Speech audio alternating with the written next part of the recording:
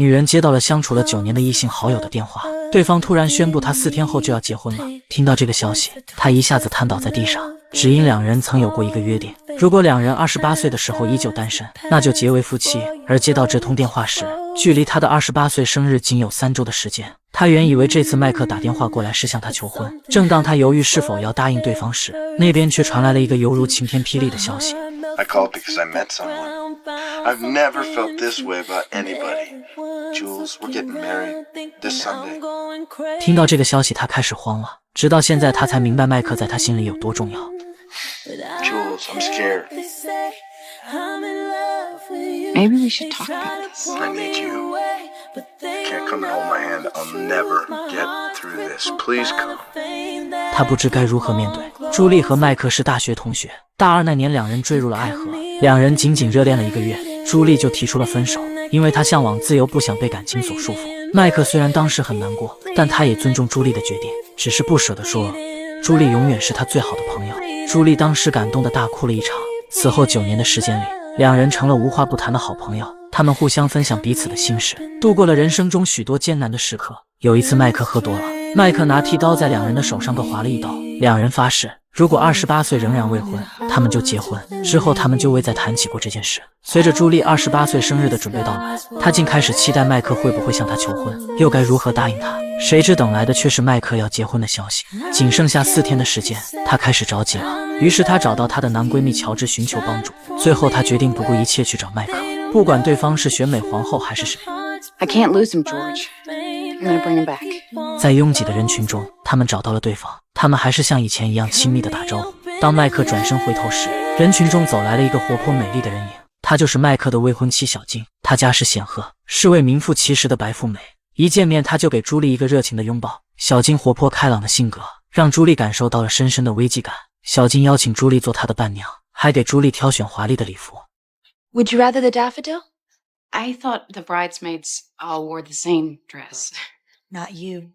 You wouldn't be comfortable unless you were distinctive.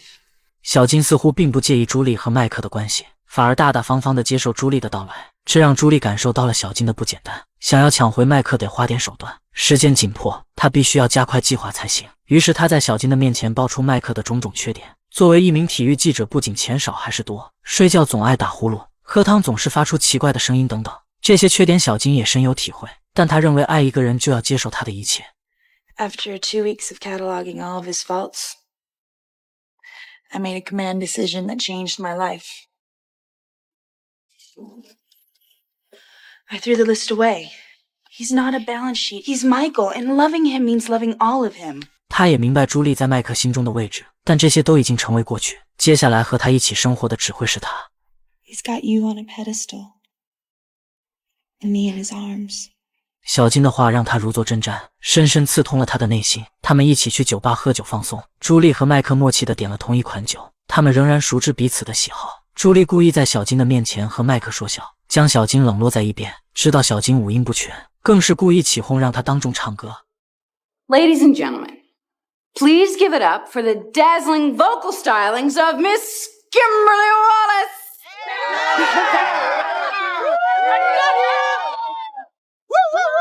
眼见推脱不掉，小金只好畏畏缩缩唱了起来。 Just don't know what to do with myself. Don't know just what to do with myself. 果然没有一句是在调上。朱莉本想看他当众出糗，可结果却出乎意料。现场的观众似乎都被小金的勇气所打动，纷纷为他鼓掌打气。小金更是放下了心中的枷锁，一口气唱完了整首歌曲。麦克更是欣赏他的勇气，两人热情地拥吻在一起。That was terrible, terrible. 气得一旁的朱莉脸都绿了。上次的小奸计没有得逞，这次朱莉又心生一计。她知道麦克热爱自己的工作，于是劝说小金让麦克换了现在的工作。Bad flights, bad hotels, real bad food. Homeless, rootless, lonely. Your copy makes it maybe 1 issue out of 4. What's not to love?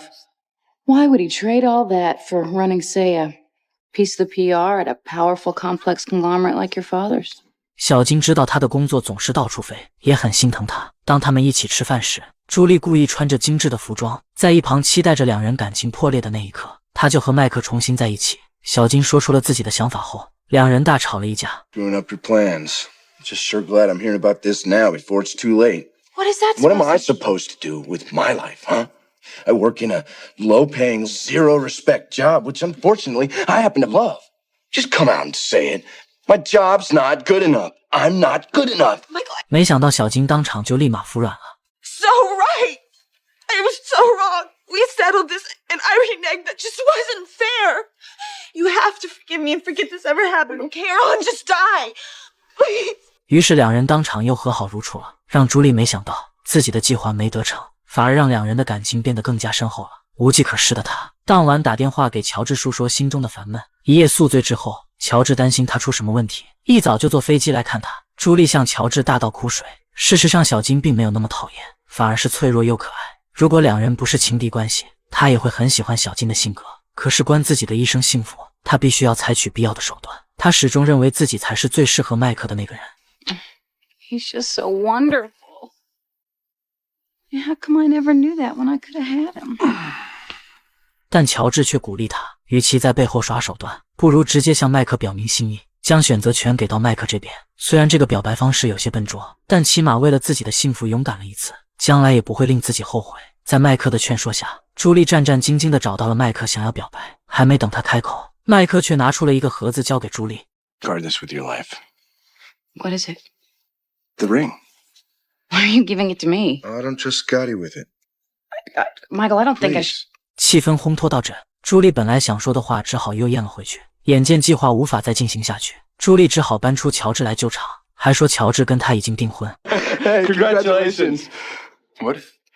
I told him, puppy. I mean, if we're engaged, we really shouldn't be ashamed of it. 本是朱莉的现场告白，却成了他的情感坦白现场。听到朱莉订婚的消息，麦克并没有表现出应有的欣喜，反而一直板着个脸。而小金知道这个消息后的表现却异常的兴奋，似乎不再担心朱莉会随时抢走麦克。聚会上，大家开始打听朱莉和乔治的恋爱史，乔治也开始了他的表演模式。他绘声绘色地说出了两人的相恋过程，故意在麦克的面前跟朱莉做出亲密的举动，而麦克却死死地盯着两人。乔治从他面无表情的脸色看出，他心里似乎还很在意着朱莉。于是第二天临走前，他还是鼓励朱莉直接面对现实。于是朱莉找到了麦克，向他坦白了乔治的真实身份。I gotta tell you, when you told me that you were marrying George, I got this really strange, You were jealous? crazy jealous.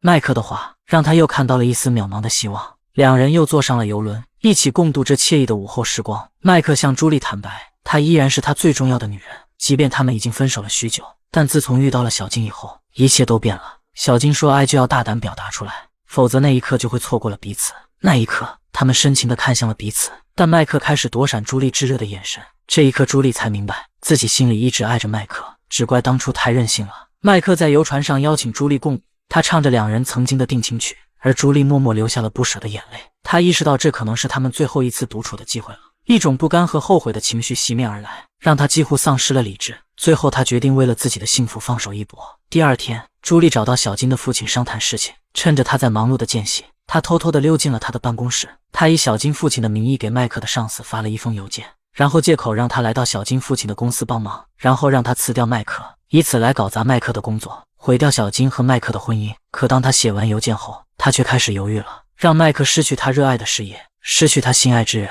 这难道是他想要看到的结果吗？但是如果删掉这封邮件，自己就什么机会都没有了。最后他还是理智战胜了感性，他把邮件保存了起来。可第二天就是麦克和小金的婚礼了，晚上他开始慌了，他带着麦克来到小金父亲的办公楼下，想把那份邮件发出去，可是大门已经关闭。第二天是周末，大楼也没人上班，他失落地回到了酒店。刚出电梯，麦克就叫住了他。 This thing mean that much to you? 正当他准备去拿钥匙开门时，没想到那份邮件早已被小金父亲的秘书寄出，而且已经落在了麦克的手中。麦克连忙打电话过去质问小金，小金感到很莫名其妙，于是两人在电话里发生了激烈的争吵。朱莉一个人坐在房门外不安地等着。几分钟后，麦克打开了房门。 What happened? It's over. She denied it. She said I was crazy and paranoid. 朱莉以为这次成功阻止了他们结婚，内心很是激动。她想邀请麦克去散步放松心情，可刚刚失去爱人的麦克像丢了魂一样，现在的他只想一个人静静。朱莉看着麦克落寞的背影，内心却感到一阵刺痛。难道这就是自己想要的结果吗？然而第二天麦克并没有取消婚礼。麦克担心小金会想不开，他让朱莉去帮忙看看小金的情况。于是朱莉成了两人的传话筒，两人都深深爱着彼此，只是都想等对方先低头。即使朱莉藏有私心，但她毫无保留地传达了两人的爱意。当小金在确认麦克的心意时 He said, "Marry me." 小金高兴地将朱莉拥倒在地，眼看着两人就要和好如初，朱莉再也抑制不住自己的内心，终于她鼓起勇气向麦克表明心意。Michael, I love you. I've loved you for 9 years. I've just been too arrogant and scared to realize it. And, well, now I'm just scared. So I realize this comes at a very inopportune time, but I really have this gigantic favor to ask of you. Choose me. Marry me. Let me make you happy. 他情不自禁吻向了麦克，可麦克却直接将朱莉推开，而这一幕早已被小金看入眼里。他无法接受眼前发生的一切，直接跑开了。麦克见状立马追了过去，朱莉也在身后紧追不放。他生气地给乔治打去了电话，明明自己已经按他的方式向麦克表白，为什么他还会舍弃自己选择小金？他内心的委屈和不甘涌上心头。Michael's chasing Kimmy. Yes! You're chasing Michael. Yes! Who's chasing you? Nobody. Get it? There's your answer, Kimmy. No! Yes! Jules, you are not the one! No, for God's sake. The wedding is at 6 p.m. You have a small but distinct window of opportunity to do the right thing. 乔治的话点醒了朱莉，这一刻她才意识到麦克已经不再属于她。不管曾经两人如何亲密无间，都已经成为了过去。而如今麦克身边的女主角已经换成了别人。他一路追到了车站，在人群中他不停地呐喊麦克的名字，但他始终没有回头，眼睁睁地看着他在眼前消失。他的内心充满了自责。等他出来后，却看见麦克一个人失落地坐在后车室角落里。他来到麦克的身边坐下，最后朱莉鼓起勇气向麦克坦白了一切。The email that Walter sent to your boss.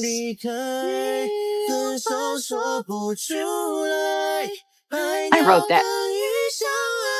I'm the bad guy. Are you crazy? 朱莉知道因为自己任性的行为酿成了大错，此刻的她卸下了曾经高傲的姿态，只想寻求麦克的原谅。而冷静下来的麦克也没那么生气了，他很感激朱莉对他的心意，让他感到有些受宠若惊。但他此刻的内心只装得下小金，而来车站的目的也是在等他。这里是他当初向小金求婚的地方。回想起那一天，麦克要去外地做采访，当火车已经缓缓启动时，两人还依依不舍。他们感受到了对方的浓浓爱意。最后，麦克直接脱口向小金求婚，许下了一辈子的承诺。听完两人的故事，朱莉明白自己输得彻彻底底。醒悟之后，他只想为他们再做一件事情，就是帮自己最好的朋友找回他的爱人。他四处寻找小金的下落，最终在附近的一处厕所找到了他。只是现在的小金对朱莉充满了恨意，他现在才明白，朱莉从一开始就在欺骗自己。他把所有的怨恨都一股脑撒在了朱莉身上。I lost. He doesn't love me. He loves you. I haven't done much that I'm proud of the last 3 days. I'd like to take you to the church so you can walk down that aisle and marry the man of our dreams. Because he sure wants to marry you. 看着朱莉真诚的眼神，小金终于原谅了朱莉。最后两人也冰释前嫌，麦克和小金的婚礼照常进行。朱莉穿上了小金为她准备的水仙色礼服，走入礼堂。她为两位新人送上了最真挚的祝福。For my best friend. Has one best. 他的眼中充满了苦涩与遗憾。等新娘扔完了手捧花，麦克带着小金离开了会场。朱莉本想向前做最后的道别，却堵在了拥挤的人群里。谁知麦克又返回来了，还给了她一个深深的拥抱。这一刻，她终于释怀了。朱莉一个人孤单地坐在宴席中。这时，乔治给她打来了电话。他知道此时的朱莉内心一定很难过，他在电话里不停地安慰她，逗她开心。谁知她竟然悄悄来到了现场。这一刻，朱莉的脸上终于露出了笑容。他们在舞池中共舞，乔治的陪伴让她很快走出了痛苦的阴霾。相爱太简单，遗忘太漫长。有些感情错过了，就再不能回头；有些人一转身就是一辈子。当恍然大悟，为时已晚，也就只有嫉妒、懊恼的份儿。所以，不要让傲慢和恐惧赶走你的真命天子，也不要含蓄地将爱放在心里。爱就要勇敢地说出来，这样才不会留下一生的遗憾。